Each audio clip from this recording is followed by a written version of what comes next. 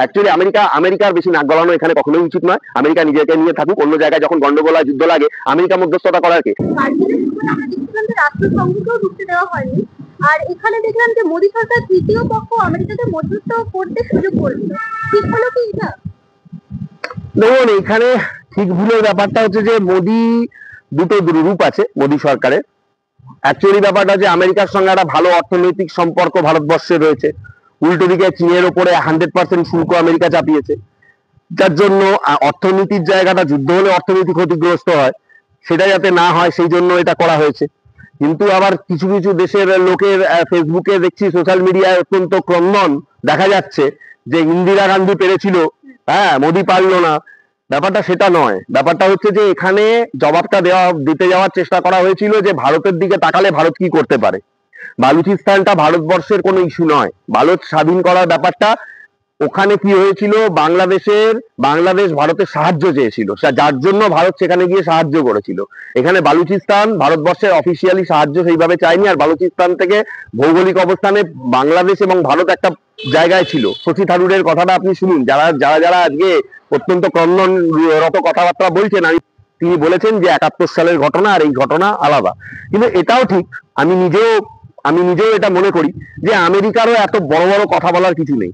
America আমার দেশের সম্বন্ধে অতিরিক্ত ডিসিশন নেওয়ার কেউ নয়। এই ট্রাম্প সবসময় বাড়িয়ে ফেলে, সবসময় বেশি কথা বলে, এটা আমরা আগেও দেখেছি, যার জন্য মানে কিছু লোক তাকে অপছন্দও করে, কিন্তু সে ভোটে জিতেছে, জাস্ট লাইক আমাদের নরেন্দ্র মোদীর মতো। দেখুন, অ্যাকচুয়ালি আমার তো মনে হয় যে এটাও হতে পারে যে কেন্দ্রীয় সরকারের একটা চাল যে ট্রাম্পকে দিয়ে বলিয়ে দেওয়া হলো, পাকিস্তানকে একটা প্রেশার দেওয়ার জন্য। আমার মনে হয়েছে, কারণ এই ধরনের স্টেটমেন্ট আমি মনে করি আমার যেটা দেশ ভারতবর্ষ, কোনো তৃতীয় দেশ সেটাকে বলতে পারে না। কিন্তু এটাও ঘটনা যে বলার পর আজকে বা কালকে আপনারা হয়তো নিশ্চয়ই দেখেছেন যে কারেন্ট খবর যেটা উঠে এসেছে, যে ভারত কিন্তু ঘোষণা করেছে যে কোনো তৃতীয় দেশ আর কথা বলবে না, এবং অধিকৃত যে কাশ্মীর, সেই কাশ্মীর যদি না আমাদের হাতে দেওয়া হয় কোনো আলোচনা হবে না, এবং বাকি বিষয়গুলো নিয়েও এই আলোচনা হবে পাকিস্তানের সঙ্গে। সেটা আজকেই হওয়ার কথা, হয়তো এখন মিটিং চলছেও হয়তো, বা হয়তো সেটা আমরা জানতে পারবো কালকের মধ্যে কি হলো না হলো। আমার মনে হয় যে ট্রাম্প এটা বাড়াবাড়ি করেছে। ট্রাম্প নিজেকে যাই মনে করুন না কেন, অ্যাকচুয়ালি ভারতের সঙ্গে বেশি পীড়িত একটা ভারতের রয়েছে আমেরিকার প্রতি, সেইটা করতে গিয়ে ট্রাম্প সেই অ্যাডভান্টেজটা নিয়েছে। আর তাছাড়া অস্ত্রশস্ত্র তো ইউরোপের পাশাপাশি আমেরিকা থেকেও ভারত কিছু কিনেছে, সেই জন্য ট্রাম্প মনে করছে অ্যাকচুয়ালি আমেরিকার বেশি নাক গলানো এখানে কখনোই উচিত নয়। আমেরিকা নিজেকে নিয়ে থাকুক, অন্য জায়গায় যখন গন্ডগোল হয়, যুদ্ধ লাগে, আমেরিকা মধ্যস্থতা করার কে? তখন আমেরিকা কারোর কথা শোনে? আমেরিকা যখন আফগানিস্তানে যুদ্ধ করছিল, আফগানিস্তানের আশেপাশের লোকজন বা অন্যান্য দেশও তাকে বলেছিল যুদ্ধ বন্ধ করতে।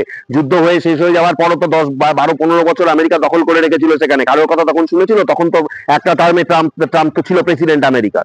সুতরাং মানে নিজের শক্তিধর দেশ বলে অন্যের ওপরে চাপিয়ে দেবো এটা নয়। তবে এর একটা উল্টো দিকও আছে বলে আমি মনে করি, যে এটা মানে কি বলবো আমি, যে একটা কূটনৈতিক যদি আপনি দেখেন, যে আমেরিকা বলেছে ভারতের কাছে এটা কোনো ব্যাপার না, কারণ কি ভারত চায় না যুদ্ধ করতে, কোনো গন্ডগোল হতে, প্রতিবেশী শান্ত থাকুক, ভারত ভালো থাকুক, এটাই আমরা চেয়েছি। কিন্তু যদি ভারতের দিকে কেউ মুখ তুলে চায়, তাহলে তার মাথা কেটে নেওয়া হবে, একদম পরিষ্কার। আমি 100% একমত। আমার দেশকে যে অপমান করবে, আমার দেশকে যে বলবে, এবং যে বলবে যে তোমার দেশকে দেখে নেবো, এই করে নেবো, ওই করে নেবো, তাকে জীবন দিতে হবে, একদম পরিষ্কার। ওখানে সিপিএম, কংগ্রেস, বিজেপি কে কি বললো আমি ওই ডোন্ট বদার।